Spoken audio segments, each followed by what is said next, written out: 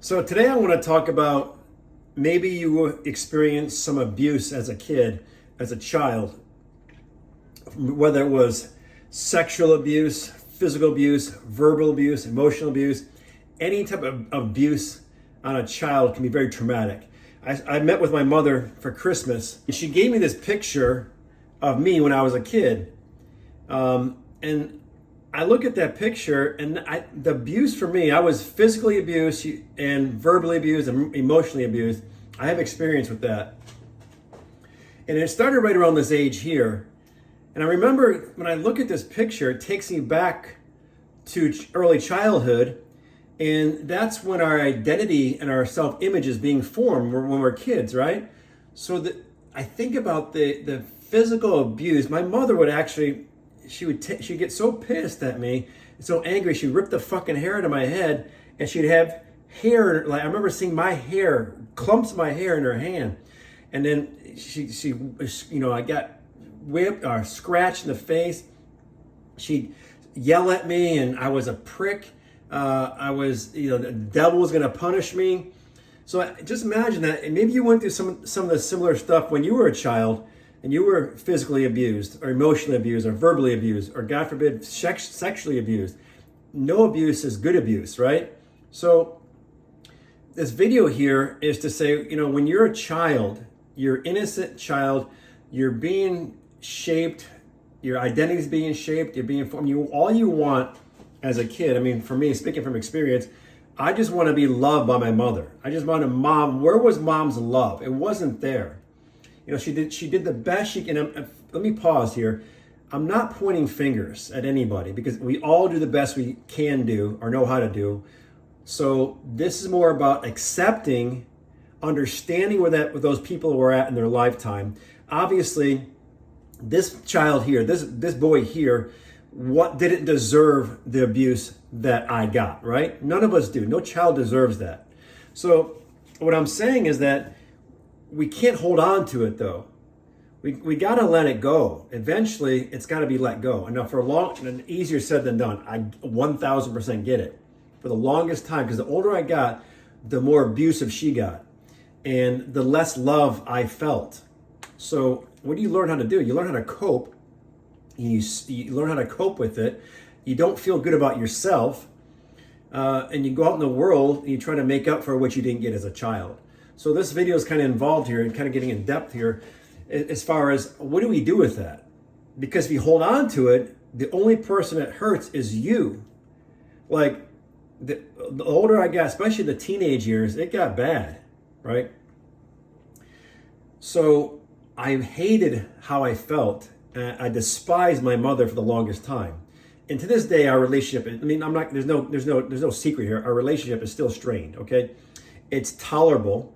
And I've learned you don't go as often and you don't stay as long, right? That's what I've learned about our visits. I'm in Central Florida. She's down in Naples. I drove 4 hours to go see her. We had dinner at Brio Restaurant in Naples outside. It was a beautiful evening to have dinner. And she gave me a couple of gifts and I came back home. So I accept where she's at. And we need to send love to those people because obviously they're hurting inside, right? And I guess the relationship is strained because there was really no bond. There wasn't a closeness ever there with my mom and I. I'm not sure where you're at with your parents or your relationship with them or your brother. My brother and I are not that close. So I understand that we have these feelings of why not? Why can't we be close? And we can't force it. All we can do is, so here's what I'm saying, accept it. As much as I would love to have a close bond with my mother, I just don't have that. And at this point in my lifetime, I probably never will have that, but I've learned to accept that. You get to the point where you don't, and honestly, very transparent with you, I'm okay with it. I'm at a point, now I wasn't always okay with it. It sucked for a long time because you want something from that mother, but it's like trying to get water from a rock. You've heard that saying before, right? You can't give, somebody they can't give you what they don't have, are not capable of giving you, right? So I'm at a point where I can accept that, understand it, and know that it's okay. It really is okay. Now, I'm not sure where you're at, but if you're watching this video and there's some things in this video that may help your level of acceptance, help you increase your level of acceptance towards that person or those people, then that's great. Because when it comes right down to it, we really, the biggest power, the most power we have is the power of acceptance. There's so much power in acceptance. It can suck in the beginning, like, I wish it wasn't that way. I want it to be this way. She got to do this. You got to do, and it's out of our control. It comes to a point we have to say, okay, that's where they're at. I'm going to accept it for where they're at, and I'm going to move on and get on with my life, knowing that I am a miracle in God's highest form of all creation. You see, nobody else can give that to you.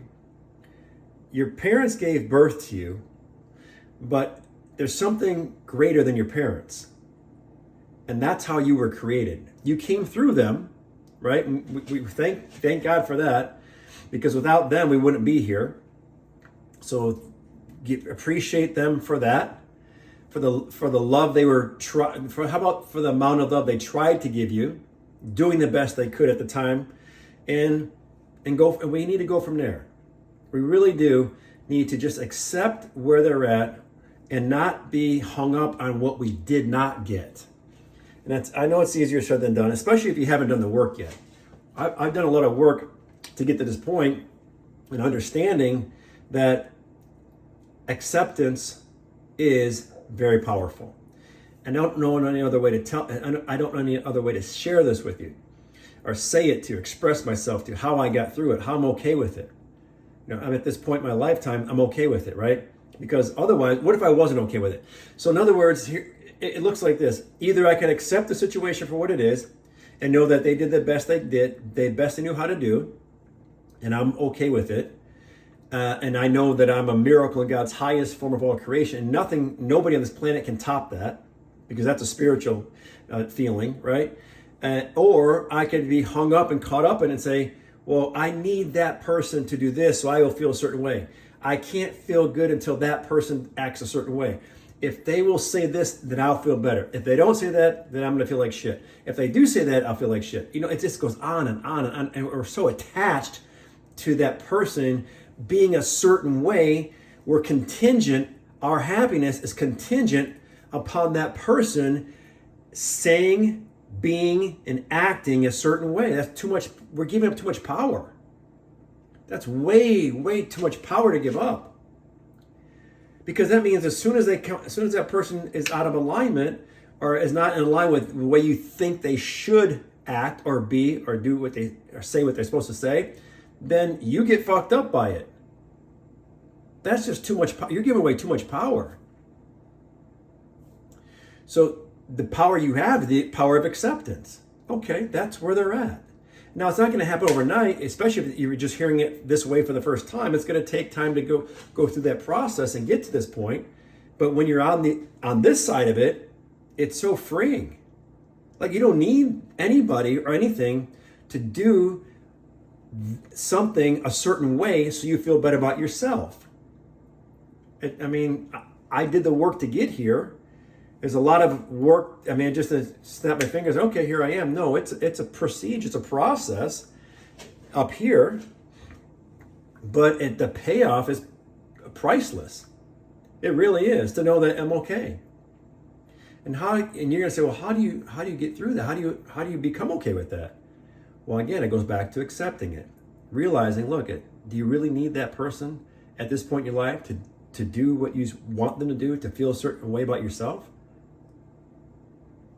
Maybe not. Probably not a good idea to be so attached to the expectations and the outcomes of people, places, and things. See, I came up with this phrase during my transformation. I want to experience contentment without attachment. contentment without attachment. See, so I don't need you or her or him or it or that or this or that to be a certain way in order for me to feel good about myself. That's just giving up too much power, like I said earlier. I'm aligned with a knowing that I was created as a miracle in God's highest form of all creations. What can top that for me? Nothing. That is so powerful. And that gives me the power to accept people for who they are and where they are. And I hope this helped, right? So when you go back to your childhood and you have some things come up, like I just showed you that picture of me, and there's things that come up in your memory thinking, well, that doesn't, that part of my life wasn't the happiest time of my life. Well, understand that that person who you feel didn't do you right, abused you physically, or maybe sexually, verbally, emotionally, treated you poorly, whatever they did to you, if you can learn to willingly release the negativity, the negative energy from your mind and body, it's a process, okay? You want to willingly release that from yourself, and then willingly wish them the best, unconditionally the best. Release them from your pain, from your suffering. Don't hold on to it. I'm trying to give it to you as best I know how to say it. The way I did this, the way I did it was I just had to let it go. I had to really release it. Now, when I just saw my mother on Christmas, there was still that friction. She still pissed me off. She said some things that pissed me off. And I reacted in a way that was quick and sharp tongued. But I cooled off pretty quick. I give myself a lot of credit. I cooled off. And we got through dinner. We had a decent dinner. Again, the relationship is strained. I go there because she's my mother.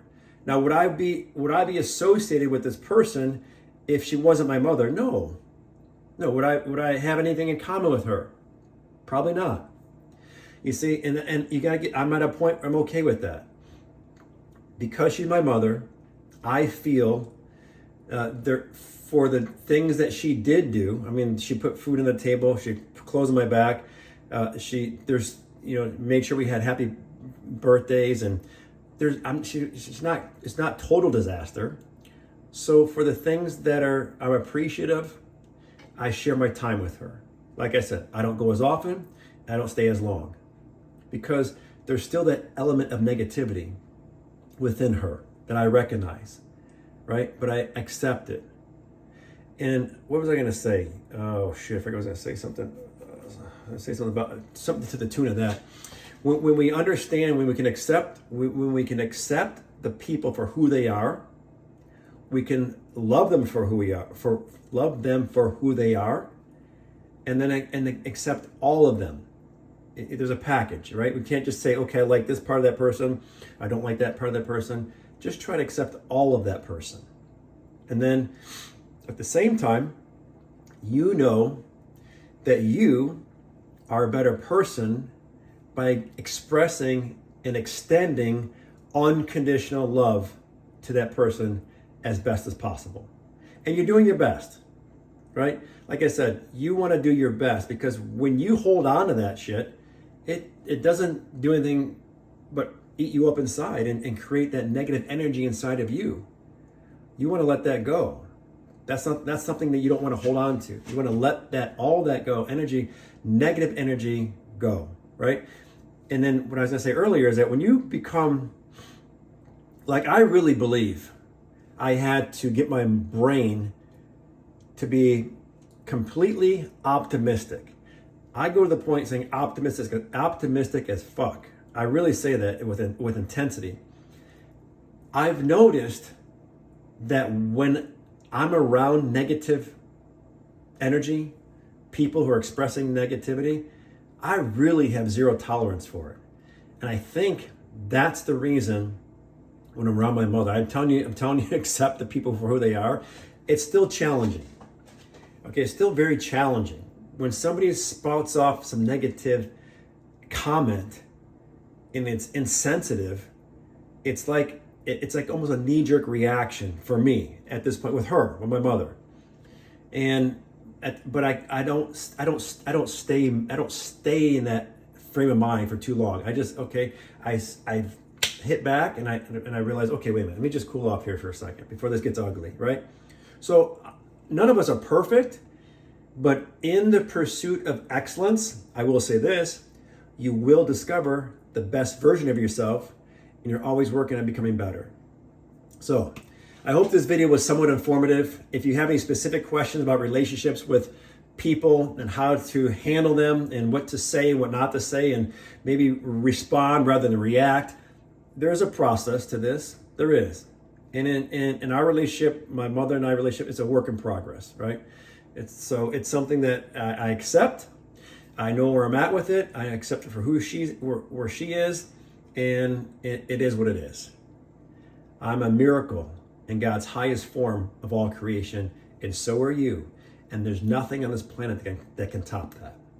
So hit me back, message, DM, subscribe, like, and be fucking bold. I will see you in the next video.